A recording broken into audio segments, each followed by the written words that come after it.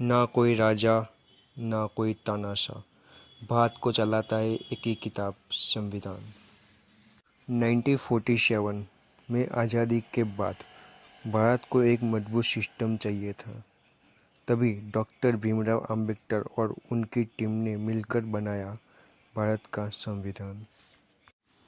ये संविधान हमें देता है हमारे अधिकार, जैसे बोलने की आज़ादी, बराबरी का हक और न्याय, और साथ ही दिखाता है हमारी जिम्मेदारियां भी।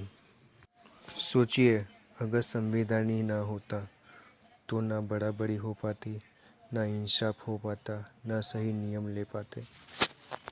इसलिए संविधान को एक किताब नहीं कहा जाता, हमारे देश की आत्मा है। अभी संविधान को समझने के लिए हम आगे बढ़ते हैं। बहुत अच्छा प्रश्न। मैं आपको भारतीय संविधान का अनुच्छेद 7, article 7 of constitution of India, Hindi में कहानी के रूप में विस्तार से समझाता हूँ। अनुच्छेद 7 क्या कहता है?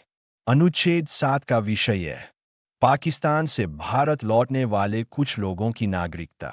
संविधान बनने के समय 1947 से 1950 भारत और पाकिस्तान के बीच विभाजन, पार्टीशन, हुआ। लाखों लोग एक देश से दूसरे देश में चले गए। इसी समय यह बड़ा सवाल उठा, कौन भारत का नागरिक होगा और कौन नहीं।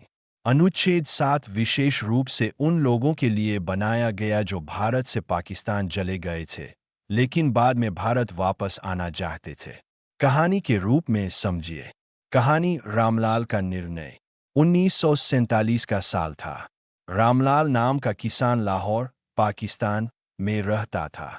बंटवारे के समय डर और दंगे की वजह से उसका पूरा परिवार वहाँ ही रह गया, लेकिन उसका छोटा भाई गोपाल भारत आ गया।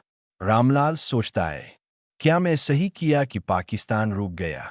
यहाँ डरे, व्यापार भी टूट गया। शायद मुझे भी भारत जाकर अपने भाई के साथ रहना चाहिए। कुछ समय बाद वह भारत आना चाहता है, लेकिन संविधान में प्रश्न खड़ा हुआ, क्या रामलाल भारत का नागरिक माने जाएंगे या नहीं? संविधान का नियम, अनुच्छेद 7, जो लोग विभाजन के बाद भारत से पाकिस्तान चले गए थे उन्हें भारत का नागरिक नहीं माना जाएगा। यानी अगर रामलाल स्थायी रूप से पाकिस्तान चला गया तो उसकी भारतीय नागरिकता खत्म।